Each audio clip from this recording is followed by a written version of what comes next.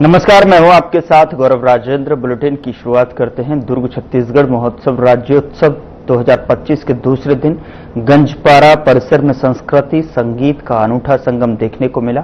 लोगों को भीड़ विभिन्न स्टॉलों और प्रदर्शनियों में उमड़ी। 25वीं रजत जयंती के पावन अवसर पर राज्योत्सव के दूसरे दिन मुख्य अतिथि विजय बघेल एवं विधायक साजा ईश्वर साहू, जनपद पंचायत अध्यक्ष कुलेश्वरी देवांगन ने दीप प्रज्वलित कर कार्यक्रम का शुभारंभ किया। वहीं मुख्य अतिथियों के द्वारा विभिन्न स्टॉलों का निरीक्षण किया गया। छत्तीसगढ़ राज्य के रजत जयंती राज्योत्सव के अवसर पर आयोजित कार्यक्रम को संबोधित करते हुए सांसद विजय बघेल ने प्रदेशवासियों को राज्योत्सव की हार्दिक बधाई और शुभकामनाएं दी। छत्तीसगढ़वासियों के लिए बड़ा ही सुखद क्षण है।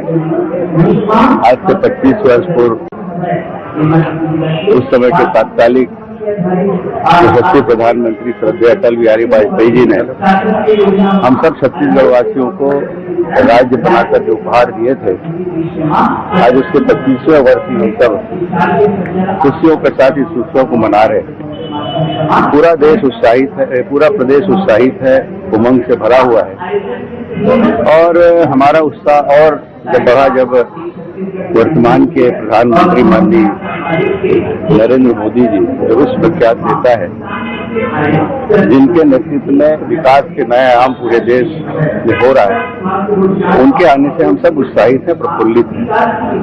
उन्होंने जो ऊर्जा लेकर गए हैं और जो 1 नवंबर को उन्होंने अपने उद्बोधन में भी कहा कि छत्तीसगढ़ से मेरा बहुत पुराना लगाव है। छत्तीसगढ़ बनने से पहले भी छत्तीसगढ़ में उनका बहुत बार आना हुआ, रहना भी हुआ और आज इन 25 वर्षों के सफर में जो प्रगति देख रहा हूँ, मैं बहुत प्रफुल्लित हूँ और उनके नेतृत्व में भी और हमारे वर्तमान के मुख्यमंत्री माननीय विष्णुदेव साय जी के नेतृत्व में जो पूर्व के मुख्यमंत्री डॉक्टर रमन सिंह जी ने विकास की गाथा लिखी थी, उसको निरंतर माननीय प्रधानमंत्री जी के सहयोग से, आशीर्वाद से माननीय विष्णुदेव साय जी की सरकार निरंतर इसको आगे बढ़ा रही है। संवेदनशील प्रधानमंत्री हैं, वो जब आते हैं बड़ी बारीकियों से इसका अध्ययन करते हैं। उन्होंने जो अनेक देशों में यहाँ के छत्तीसगढ़ की धरती का नाम बढ़ाया, यहाँ की कला का वो प्रदर्शित किया। ऐसे सम्माननीय दीदी तीजन भाई के हालचाल पूछे कि हम सब के लिए बड़ा गौरव की बात है। मैं उन्हें इसके लिए धन्यवाद भी देता हूँ और उनका आभार भी व्यक्त करता हूँ। योजना के माध्यम से हितग्राहियों को उधर सिख धर्म के संस्थापक, प्रथम गुरु और मानवीय एकता के महान संदेश वाहक गुरु नानक जी का 556वां आगमन प्रकाश पर्व पर 5 नवंबर को हर्षोल्लास के साथ मनाया जाएगा। इससे पहले 3 नवंबर को गुरुद्वारा श्री गुरु सिंह सभा द्वारा शहर में पंच प्यारों की अगुवाई में गुरु ग्रंथ साहिब की भव्य शोभा यात्रा निकाली गई है। बता दें कि गुरुद्वारा परिसर से निकाली शोभा यात्रा मानव मंदिर चौक पहुंची और जहां पर कांग्रेस जनों द्वारा फूलमालाओं से शोभा यात्रा का आत्मीय स्वागत किया गया। इस दौरान घोड़ों पर सवार छोटे बच्चे और पंच प्यारे एवं शब्द कीर्तन करते हुए कीर्तनी जत्थे नगर कीर्तन की शोभा बढ़ा रहे थे। गुरु नानक देव जी ने जीवन भर मानवता और ईश्वर की प्रार्थना का संदेश दिया था। बता दें कि कार्तिक पूर्णिमा के दिन गुरु नानक जयंती का प्रकाश पर्व मनाया जाता है।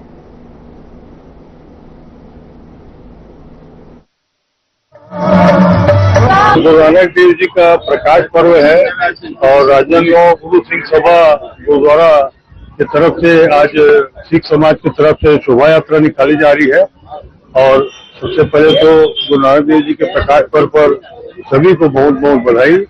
और आज हम यहाँ पर शोभा यात्रा में पूरे संगत की हम लोग आज यहाँ शहर कांग्रेस कमेटी राजनांदगांव की तरफ से यहाँ पर हम सब दर्शन करने के लिए और शोभा यात्रा का स्वागत के लिए हम सब यहाँ पर आए हैं और हम सब शोभा यात्रा का स्वागत है।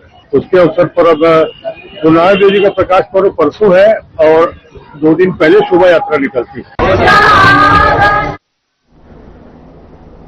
उधर जगदलपुर के आड़ालावाल में जो है ओलंपिक खेल कार्यक्रम का आयोजन किया गया, जिसमें जिला से लेकर ब्लॉक स्तर से ग्रामीण, स्थानीय छात्र छात्राएं, शिक्षक और प्रशासनिक अधिकारी शामिल हुए। तो वहीं आपको बता दें कि इस कार्यक्रम में विभिन्न प्रकार के खेल मुकाबलों का आयोजन किया गया और विजेता छात्र छात्राओं को विभिन्न प्रकार के पुरस्कार देकर सम्मानित किया गया।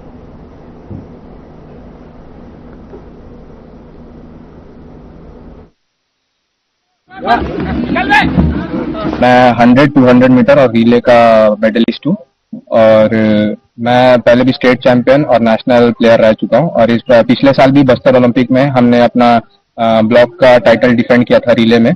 कुछ कारणवश हम 100-200 सिंगल इवेंट में जीत नहीं पाए थे, लेकिन इस साल हमने पूरा टाइटल अपने नाम किया है। तो आगे भी जितने गेम्स होंगे, जैसे अभी इसका डिस्ट्रिक्ट होगा और डिवीजन होगा, उसमें हम अपना टाइटल जगदलपुर का टाइटल डिफेंड करेंगे। स्टेट चैंपियन रह चुका हूं मैं यहाँ छत्तीसगढ़ का और यूनिवर्सिटी को नेशनल में रिप्रेजेंट किया हुआ है और पिछले साल का बस्तर ओलंपिक के चैंपियन रहे रिले के।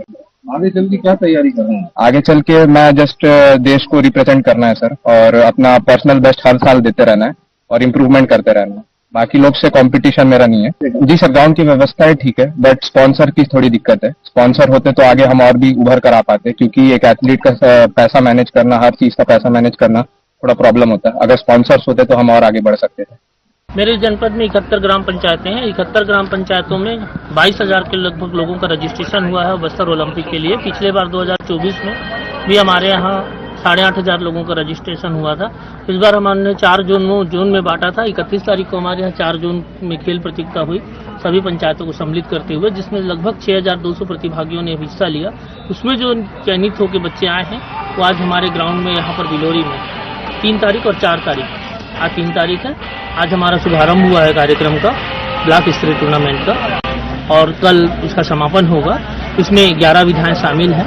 समस्त विधाओं पे बच्चे खेल रहे हैं और बड़े ही उत्साहित हैं। माहौल बड़ा आनंदमय है और पिछले बार के ओलंपिक में ओवरऑल जगदलपुर ब्लॉक चैंपियन रहा है। हम कोशिश करेंगे कि इस बार के ओलंपिक में भी हमारा ब्लॉक चैंपियन बने। हम इसमें खो खो है, कबड्डी है, वॉलीबॉल है, फुटबॉल है, कराटे है, तीरंदाजी है, इस प्रकार से 11 खेल इसमें सम्मिलित हैं। बैडमिंटन है। तो जो ग्राउंड हमारे पास यहाँ अवेलेबल है हम वो यहाँ करवा ले रहे हैं और बाकी कुछ अच्छी विधाओं के लिए हम जगदलपुर के ग्राउंड में बच्चों को शिफ्ट करते हैं। 2 वर्ग है इसमें, एक 14 से 17 तक का, वो स्कूल स्तर के बच्चे आ रहे हैं उसमें, और 17 से अपर जो है वो सब ग्रामीण वो प्रतीकात्मक है, वो यहाँ पर मंच में होगा। 2025 का आयोजन विकासखंड स्तरीय आज यहाँ ग्राम पंचायत बिलोरी में किया जा रहा है। हमारे ग्रामीण क्षेत्र और नगर निगम के पंजीयन जो खिलाड़ी हैं वो आज के खेल के प्रतिभागी हैं। ग्रामीण क्षेत्र और शहरी क्षेत्र के जो खेल के क्षेत्र में जो युवा अपना प्रतिभा के माध्यम से आगे बढ़ने का जो आज प्रतिभा दिखाएंगे, आने वाला समय में जरूर राज्य एवं नेशनल इंटरनेशनल खेलने के लिए उनका प्रयास रहेगा। आने वाला समय में ऐसे ही खेल का आयोजन होते रहे। शासन के इस बस्तर ओलंपिक खेल का आयोजन भाईचारा और देश में राष्ट्र प्रेम, देशभक्ति की भावना जागृत होगी। समाज की जो अनेकता में एकता की जो भावना जागृत होगी, इसी आयोजन के तहत आने वाला समय में गांव और शहर के जो लोग हैं एक दूसरे से मिलेंगे। आने समय में भी ऐसे कार्यक्रम होने चाहिए। बस मेरा इतना ही निवेदन है कि सभी युवा जो खेल के प्रेमी लोग हैं वो ऐसे आयोजन में भाग लें। उनको मैं बहुत बहुत बधाई देता हूँ, शुभकामनाएं देता हूँ। कृपया सभी प्रतिभागी तैयार रहो।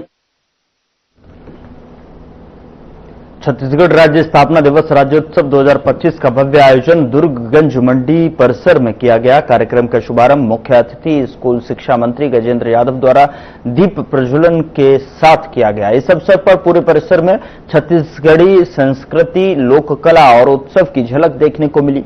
संगीत में संध्या में प्रसिद्ध कलाकार ने अपनी मनमोहक प्रस्तुतियों से समा बांध दिया। बता दें कि समारोह में अध्यक्ष छत्तीसगढ़ तेलघानी विकास बोर्ड जितेंद्र साहू, महापौर अलका बागमार, अध्यक्ष जिला पंचायत सरस्वती बंजारे सहित हजारों की संख्या में लोग उपस्थित रहे। तो वहीं आपको बता दें कि छत्तीसगढ़ स्थापना के 25 वर्ष पूरे होने के प्रगति के पथ पर राज्योत्सव की हार्दिक शुभकामनाएं दी। उन्होंने कहा कि यह हमारे लिए गर्व का विषय है। छत्तीसगढ़ राज्य का निर्माण पूर्व प्रधानमंत्री अटल बिहारी वाजपेयी ने किया था और इस अवसर पर गजेंद्र यादव ने दुर्ग जिले के संविधान सभा के सदस्य दाऊ घनश्याम गुप्ता का भी उल्लेख किया। उन्होंने कहा कि दुर्ग जिला ऐतिहासिक और गौरवशाली परंपरा वाला जिला है, जिसने खेल, कला और संस्कृति के क्षेत्र में सदैव अग्रणी भूमिका निभाई है।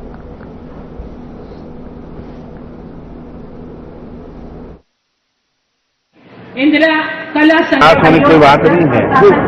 5,000 में 4700 का वित्त विभाग ने जारी किया है और जो बाकी 300 है, क्योंकि हम हाईटेक हो रहे हैं, हाईटेक होने की स्थिति में हमको हमारे शिक्षकों को कंप्यूटर का पूर्ण ज्ञान वाले शिक्षक की जरूरत है। वो भी शिक्षक हैं जो कंप्यूटर का भी पढ़ाई करेंगे, क्योंकि स्मार्ट क्लास 9,000 स्मार्ट क्लास बनने वाले हैं। तो 9,000 स्मार्ट क्लास में हमको शिक्षक भी चाहिए। तो ये 150 हमने अभी प्रारंभिक तौर पे सरकार ने कंप्यूटर शिक्षक की भर्ती का स्वीकृति दी है और 150 हम जानते हैं पीटीआई, योग और अलग अलग काम होते हैं। बच्चों के बौद्धिक के साथ साथ शारीरिक विकास करना भी बहुत आवश्यक है। उसके लिए भी 150 उनके लिए पद है। लगभग 5,000 पूरे पद हुए हैं, जिसमें 4700 शिक्षकों का है, जिसमें 2,000 सहायक शिक्षक हैं, 1,000 व्याख्याता हैं। अलग अलग क्राइटेरिया है। नोटिफिकेशन नहीं जारी हुआ अभी तक।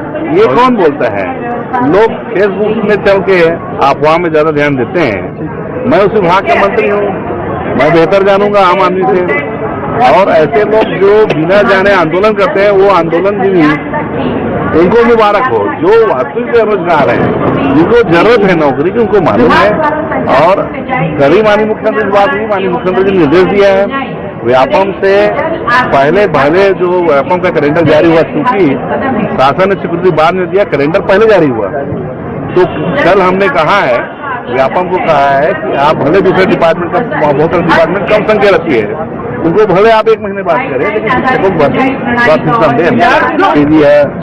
छत्तीसगढ़ राज्य बने।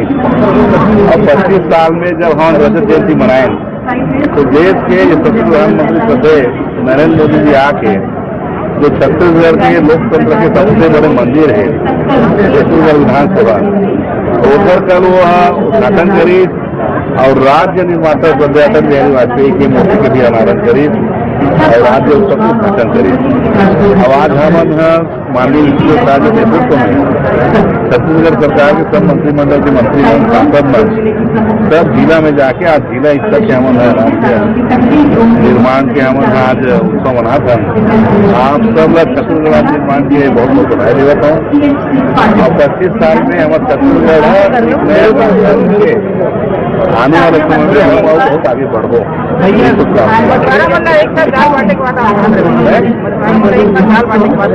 क्योंकि हमारे सरकार के बहुत सारे योजनाएं हैं, जीवन से लेकर मृत्यु तक के आदमी के हर परिस्थिति में हर समाज का माननीय नरेंद्र मोदी की गारंटी में माननीय शासन में सब प्रकार की योजना है।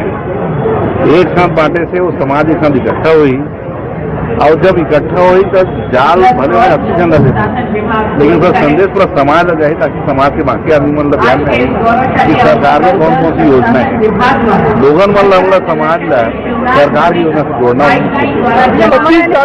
25 सालों में कितना बदलाव देखे आपने? एक समय 6,000 करोड़ का सालाना बजट हुआ करता था, अब 1,30,000+ हो गया। देखो, आज मेरा बहुत हर्ष की बात है, खुशी की बात है, देश के 26 से ज्यादा पुरस्कार हमें छत्तीसगढ़ सर्वोच्च पुरस्कार देश में प्राप्त करेंगे। वो ये बात के प्रमाण है कि हमारे छत्तीसगढ़ बाकी राज्यों से बेहतर है। रजत महोत्सव में जो सम्मेलन यहाँ पे स्थापित किया गया है, उसमें हर एक डिपार्टमेंट के लोगों का जो ये कैंप लगाया गया है, उसमें स्वास्थ्य विभाग के द्वारा जो कैंप लगाया गया है, उसमें हमारे पास डॉक्टर है, लैब टेक्नीशियन है, स्टाफ नर्सेस है, सारे लोग हैं, सारे लोगों की टीम है यहाँ पे जो काम कर रही है, जिसमें हम जांच करेंगे। जांच करने के बाद में मेडिसिन प्रोवाइड की जाएगी और साथ में जो रक्त पट्टी और खखार पट्टी और यूरिन की जो जाँच की जाएगी, जिसमें हमें टीबी, फाइलेरिया, लेप्रोसी, सारी चीज़ों का ट्रीटमेंट किया जा सकेगा और डिटेक्ट किया जा सकेगा। और इसमें हम लोग स्पेशली देख रहे हैं सामने जो मशीन है फंडोस्कोपी है, जिसमें आँख की जांच का पता चलता है और उसमें विद इन सेकंड रिपोर्ट आता है। उसके हिसाब से बता सकते हैं कि किसी व्यक्ति का रेटिना कितना काम कर रहा है। और इसके साथ ही हम लोग वयोवंदन कार्ड कार्यक्रम के अंतर्गत में लोगों का स्मार्ट कार्ड भी बना रहे हैं। जैसे बहुत सारे लोग रहते हैं जिनको पता नहीं रहता है कि हॉस्पिटल में जाना है, बनाना है, या कोई इस कैंप में आ रहे हैं, जिनका नहीं बना है तो यहाँ पे उसका स्वास्थ्य लाभ ले सकते हैं और अपना कार्ड बना सकते हैं। और क्या चीज़ का स्टॉल लगा है यहाँ पर आपके आयुष्मान कार्ड का? आयुष्मान कार्ड के अलावा हम लोगों से फाइलेरिया का लगा हुआ है। साथ में हम लोग जैसे कि हम लोग स्वास्थ्य और शिक्षा साथ में चलता है, तो हम लोग स्वास्थ्य के बारे में शिक्षा का भी यहाँ पे पहली चला रहे हैं, जिसमें हम लोग देखते हैं कि सिकल सेल एनीमिया होती है। सिकल सेल एनीमिया होती है, अगर जो लड़का लड़की दोनों में सिकल सेल एनीमिया होता है तो दोनों को मैरिज नहीं करने चाहिए। इस बारे में जागरूकता के लिए एक सिकल कुंडली मिलाने का जो यहाँ पे ग्राफ में देख रही है वो भी लगाया गया है। और हम जागरूकता देते हैं कि हीमोफीलिया और सिकलिंग जो होती है वो धीरे धीरे मिटाया जा सकता है। क्या अगर साथ में 2 जनरेशन के लोग हैं जो वो धीरे धीरे आगे जनरेशन में मतलब कम होते जाता है। अगर इस चीज के लिए ध्यान देना पड़ता है कि लड़का लड़की दोनों को फाइलेरिया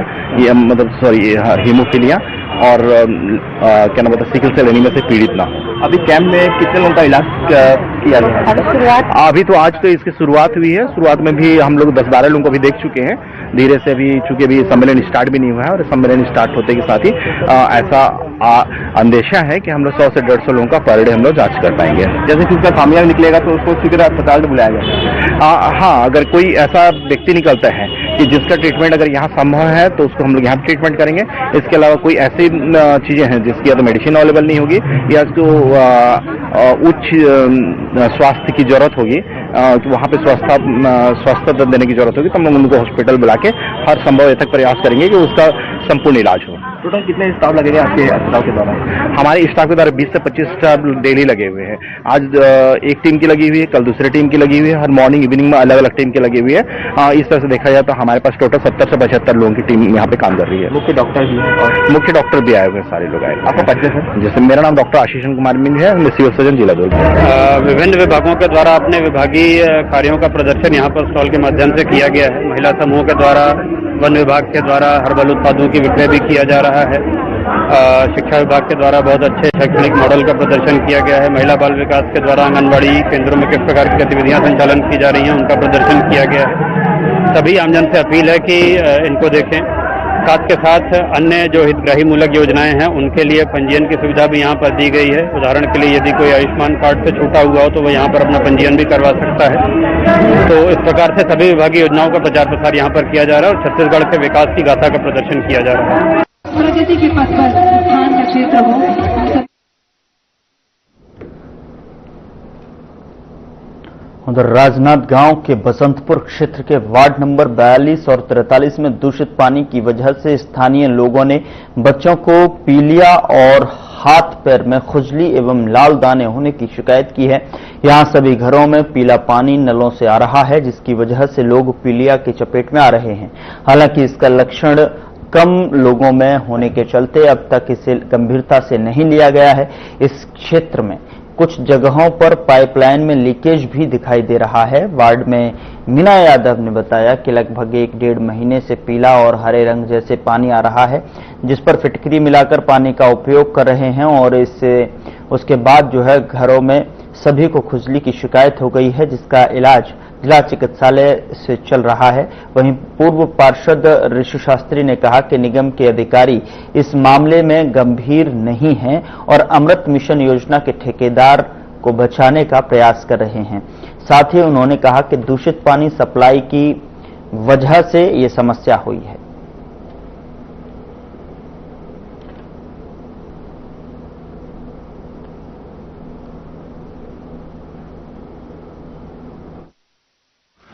पहले इसको ना थोड़ा बुखार था, 2-3 दिन से बुखार हो रहे थे। फिर उसके बाद डॉक्टर के पास गए तो डॉक्टर बोले इसके आंख को देखकर कि इसको पीलिया का शिकायत है। फिर हम लोग पीलिया का टेस्ट कराने बोले और टाइफाइड का, तो टेस्ट में टाइफाइड और पीलिया निकले। फिर वो डॉक्टर के पास गए, फिर डॉक्टर बैठ के पास गए तो डॉक्टर बैठ बोले बच्चे को देख लो, फिर नहीं तो एडमिट करना पड़ेगा, ऐसे करके बोले हैं। और अभी कुछ नहीं खाया था, आज थोड़ा ठीक है, कल तो दिन में भर सोती थी, कुछ नहीं करती है। क्या कारण दिख रहा है? ये पानी भी तो गंदा आ रहा है और हमारे घर तो सब चीज का सुविधा है, पता नहीं अब कैसे हो गया है। कब से गंदा पानी आ रहा है? ये गंदा पानी बहुत दिन से आ रहा है ना, साफे पानी नहीं आता। कैसा किस टाइप का पानी है? ये पीला और थोड़ा सा वो लल्हू टाइप का वो भी पानी आता है, साफे पानी नहीं कोई आता। आया था निगम से? नहीं आया था। आपका नाम बताओ। पुष्पा साहब। महीने भर पहले से मैंने शिकायत की थी पार्षद महोदया जी को। पार्षद महोदया जी द्वारा कोई ध्यान नहीं दिया गया। तत्पश्चात मोहल्ले में मेरे मोहल्ले के और भी बच्चे हैं, उनको पीलिया हो गया था। बच्चे जिला अस्पताल 100 बिस्तर में भर्ती थे, जिनमें से अभी 2 बच्चे डिस्चार्ज होके आए हमारे यहाँ पे कागज के साथ है। ऐसी बात है। और पानी की सप्लाई जो पिछले कुछ महीनों से हो रही है, बहुत ही गंदे तादाद में हो रही है।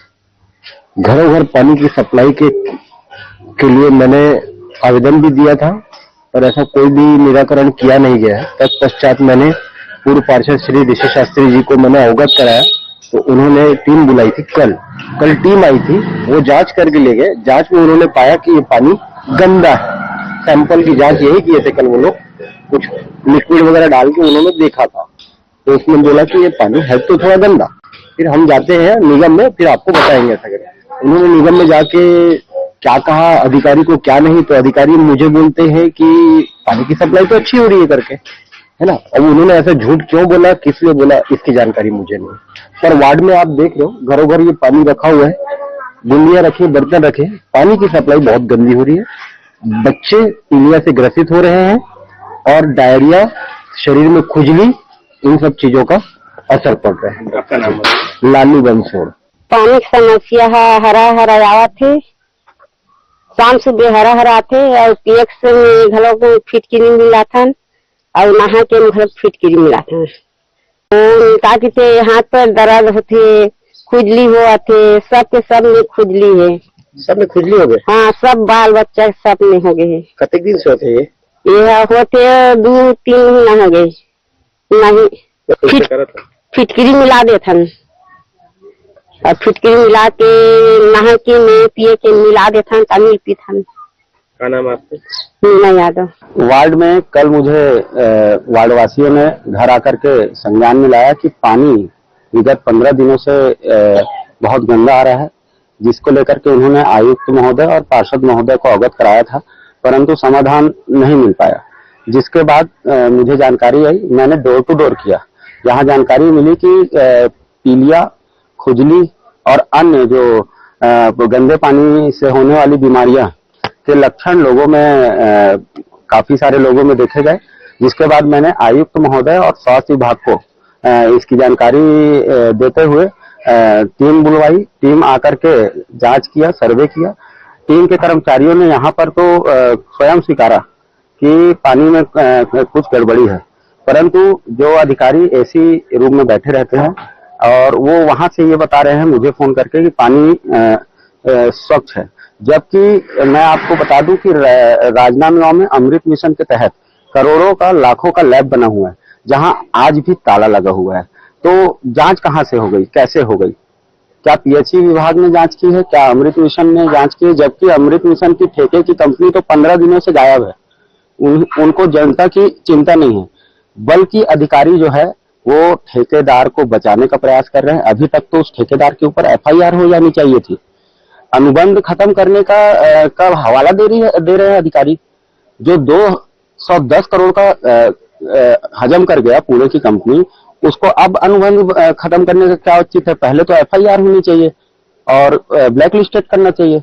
और मेरी मांग यही है आपके चैनलों के माध्यम से कि आपने तो स्वयं डोर टू डोर किया है, अभी आपने देखा है जनता क्या बता रही है, तो क्या जनता झूठ बोल रही है? और ये अधिकारी पाक साफ है। कितने मरीज अब तक डायरिया? अब तक मेरे संज्ञान में तो 6 आए थे। अभी एक आपके डोर टू डोर करने के दौरान एक बच्चा और मिला, जिसे पीलिया और टाइफाइड दोनों की शिकायत आ गई है। और भी मैं चाह रहा हूं कि प्रशासन इसमें दलगत राजनीति से हट करके क्योंकि जनता की ये मूलभूत सुविधा का मामला है, जनता के स्वास्थ्य का मामला है। इसमें दलगत राजनीति से हट करके पानी की जांच हो और उचित कार्यवाही हो कंपनी पर भी, और जनता को शुद्ध पेयजल आपूर्ति हो। ऋषि शास्त्री, पूर्व पार्षद।